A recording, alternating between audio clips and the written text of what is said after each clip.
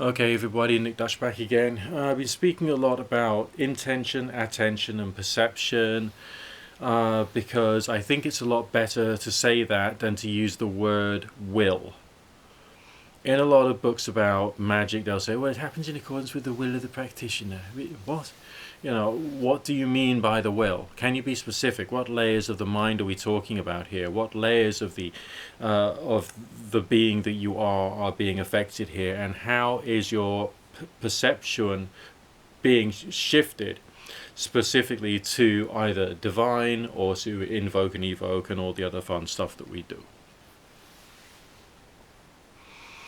I mean, if you were to imagine that you have an aura, maybe you haven't experienced these things before and you haven't seen them and the rest of that. Let's say you have an aura, and let's say it's all around your body in the shape of a duck egg or something like that, okay?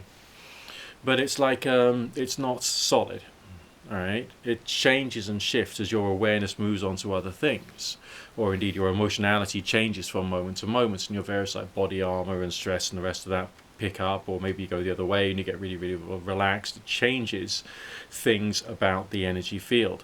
So if you imagine like your energy field was like that, it's like an amoeba around you, okay? And all of that shape of that amoeba is kind of like affected by your perceptions at the moment. When you shift your perceptions, let's say you're doing dowsing, all right? Let's say that's the skill set you have chosen to work on and master. I'll do another video about dowsing at some point, don't worry about that. And you're trying to find water. You're trying to find water. This is a hypothetical example. It's not something I've done. It's a hypothetical example. You've got your dowsing pendulum. You've got your rods. You've got all this stuff. You've been practicing dowsing for ages. So what is the actual process? Number one, it's a question of receptiveness. Number two, it's a question of programming programming your aura to be receptive specifically to a particular thing. So you've got to have loaded your mind with everything associated with water and to build up an understanding as to what water feels like, its various different moods, the way it does this, that, and the other, different ways in which it flows, and that kind of stuff. You got that, get that inside yourself. And then you take your aura, your amoeba-shaped aura, okay, and you change it so that like a leg comes out of it. And that leg comes out of it and goes into the area that you're searching for. Your perception is changed towards the areas that you're searching in, and it's changed towards the things you're searching for. And you keep your attention on it, as well as having ideally a mindfulness type state of mind, so you can be sensitive to any little twists and hiccups and all kinds of other little thoughts and feelings which appear in the mind, which could be part of the divinatory experience. And you got all of this working together. And it's the intention to receive, it's the attention on the searching for, all right? And it is the perception of what this thing is that you're loading into your energy field. That then gives you much more potential to be able to be receptive to any special emanations or whatever you want to consider is coming from the water.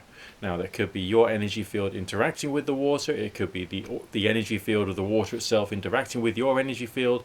I don't know. Really, really, really skilled dowsers are pretty amazing people. And they can give you qualities of information which would be staggering. Because most of my work with tarot is about people, it's about people's lives, it's not about where is water. So I'm not really someone who's designed at this time to follow the route of the dowser, but I'm going to be going more heavily into that with the passage of time in accordance with how I'm studying more about radionics.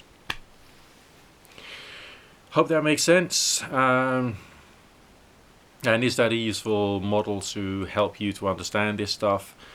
Difficult to say, all right? But I'm just trying to find a way of using words to try and get perceptions across to you, which is different from what you've read in all the books about magic, because all the books about magic have rather simplistic, blown up stuff about what can be achieved and that kind of thing, and it really is rather distressing, to be honest. I mean, I think there was a time in the 90s when it was actually, it stopped being the done thing to say that it works should be written on any book titles associated with magic and witchcraft and spellcasting.